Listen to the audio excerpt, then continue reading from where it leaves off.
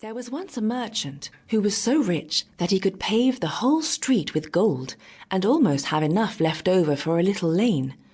But he did not do that. He knew how to employ his money differently. When he spent a shilling, he got back a crown. Such a clever merchant was he, and this continued till he died.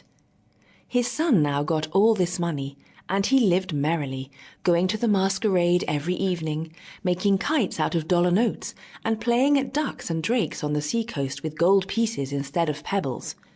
In this way the money might soon be spent, and indeed it was so. At last he had no more than 4 shillings left, and no clothes to wear, but a pair of slippers and an old dressing-gown.